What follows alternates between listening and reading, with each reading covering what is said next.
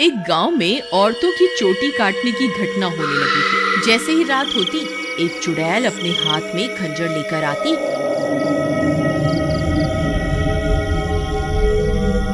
और जो भी औरत उसे सोती हुई मिलती, वह चुड़ैल उसकी चोटी काट कर वहां से चली जाती। किसी को ये समझ नहीं आ रहा था कि ऐसा क्यों हो रहा है।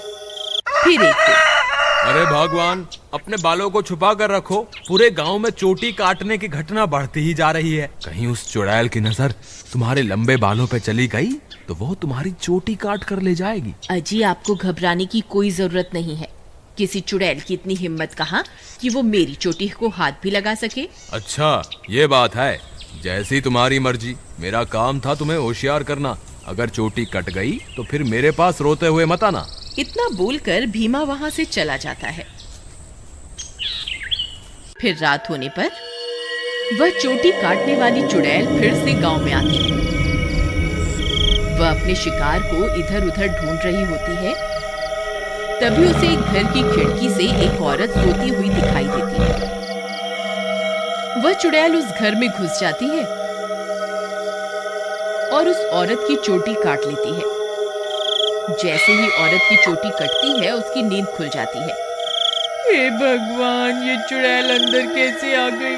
हाय, मेरी चोटी कहाँ गई? अरे मर गई रे, इसने तो मेरी चोटी काट ली। तभी वह चुड़ैल उसकी चोटी को लेकर वहां से उड़ जाती है।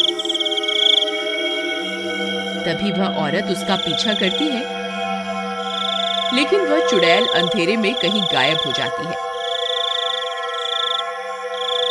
तभी उसका पति भी उसके पीछे पीछे वहां आ जाता है। क्या हुआ मीना, तुम अचानक इतनी रात को यहाँ क्यों भाग कर आ गई? देखिए ना, इस चुड़ैल ने मेरी चोटी ही काट दी और न जाने अंधेरे में कहाँ गायब हो गई है। हे भगवान, ये क्या हो गया? तुम तो ठीक हो ना? उसने तुम्हें तो कोई नुकसान नहीं पहुंचाया ना? फिर वे दोनों उदास मन से वापस अपने घर आ जाते हैं।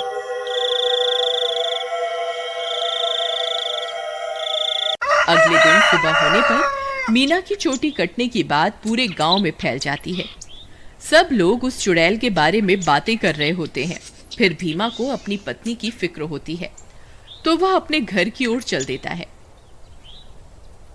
घर पहुंचकर वह अपनी पत्नी के कमरे में जाता है तो देखता है कि उसकी पत्नी अपने बालों को संवार रही होती है। अरे सुमन, तुम्हें पता चला? कल रात को मेरे दोस्त मोहन की पत्नी की चोटी उस चुड़ैल ने काट ली। मुझे तो तुम्हारे लिए बहुत डर लग रहा है, कहीं वो चुड़ैल यहाँ ना आ जाए। अजी, हमें घबराने की कोई जरूरत नहीं। आप डरिए मत, मुझे कुछ नहीं होगा। सुमन, तुम्हारे बाल तो दिन ब दिन लंबे ही होते जा रहे हैं। पहले तो ये इतनी तेजी से नहीं बढ़ रहे थे। ये अचानक से इन्हें क्या हो गया? अजी, मैं अब अपने बालों की कुछ ज्यादा ही देखभाल कर रही हूँ ना, इसलिए। ठीक है, ठीक है, तुम अपना ख्याल रखा करो। मैं अपने दोस्त मोहन से मिलकर आता हूँ।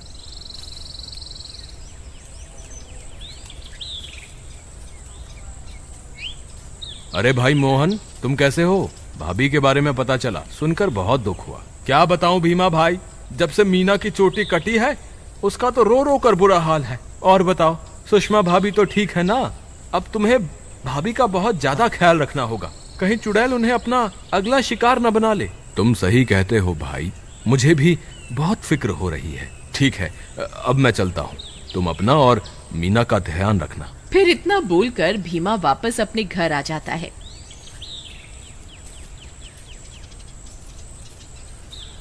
रात होने पर भीमा सो रहा होता है। अचानक उसे चीख सुनाई देती है। उसकी नींद खुल जाती है। वह इधर उधर देखने लगता है। सुमन कमरे में नहीं होती। वह बहुत डर जाता है। सुमन, कहाँ हो तुम? सुमन, कहाँ हो तुम? अरे, मैं तो लुट गई, बर्बाद हो गई। ये चुड़ैल तो मेरी चोटी काट कर ले गई। हाय, मैं तो लुट गई। अरे, ये किसकी आवाज है?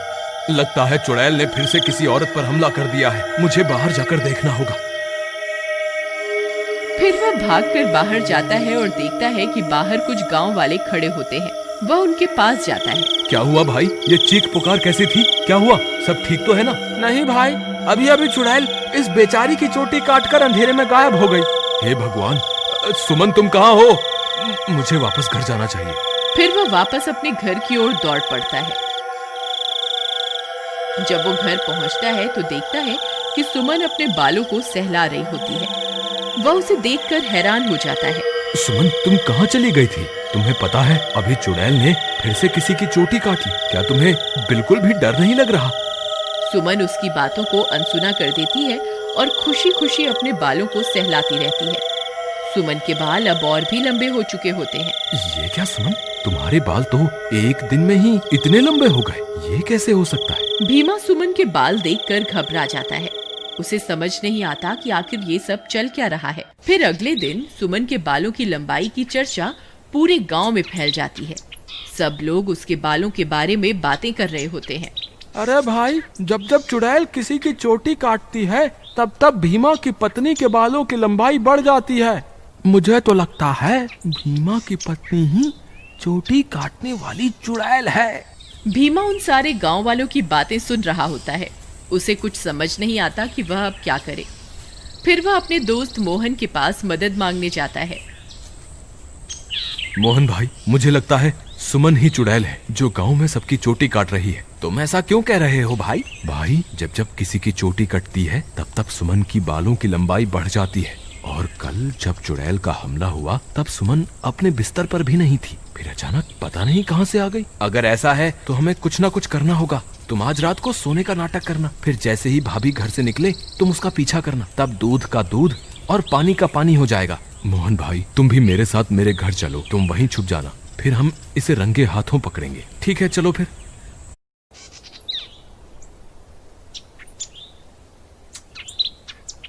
फिर वे दोनों भीमा के घर आ जाते हैं और मोहन अलमारी के पीछे छुप जाता है।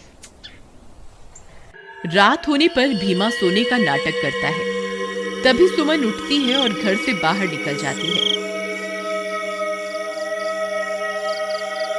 भीमा भाई उठो, देखो भाभी घर से बाहर निकल गई है।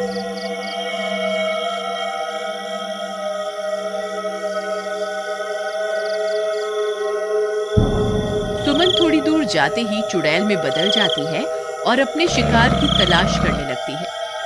भीमा और मोहन की आंखें फटी की फटी रह जाती हैं। भीमा भाई, तुम्हारा शक सही निकला, तुम्हारी बीवी तो चुड़ैल निकली। मोहन भाई, अब क्या करें? ये जरूर अपने शिकार की तलाश में निकली होगी।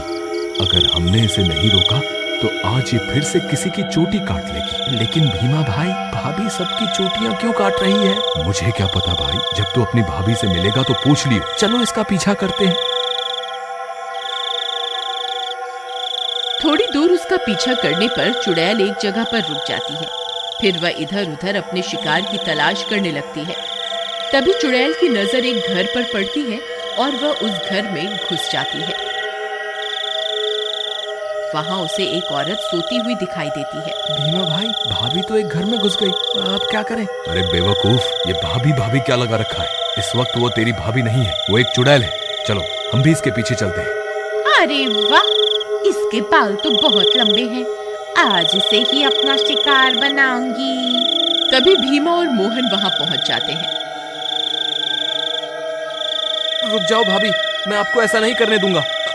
ए चुड़ैल, वहीं के वहीं रुक जा, नहीं तो तुझे जान से मार देंगे। देखो सुमन, तुम ये ठीक नहीं कर रही हो, तुम्हें अभी के अभी ये सब रोकना होगा। ए मूर्ख इंसान, मैं कोई तेरी सुमन नहीं हूँ, मैं एक चुड़ैल हूँ। बस मुझे थोड़े और बालों की जरूरत है, फिर मैं महाशक्तिशाली बन जाऊंगी। फिर हर तरफ सिर्फ मेरा ही राज होगा। भीमा भाई, तुम इसे बातों में उलझाओ, मैं पीछे से जाकर इसकी चोटी काट दूंगा। फिर भीमा चुड़ैल को अपनी बातों में उलझाता है। तभी मोहन चुपके से चुड़ैल के पीछे पहुंच जाता है और उसकी चोटी काट देता है। अरे मर गई रे, ये तूने क्या कर दिया? मेरे सारे कराए पर पानी फेर दिया। चोटी कटते ही चुड़ैल की सारी शक्तियां खत्म हो जाती हैं और सुमन चुड़ैल के चंगुल से आजाद हो जाती है। अरे भाभी, आप वापस आ गई? मोहन भैया, आपका बहुत बहुत धन्यवाद।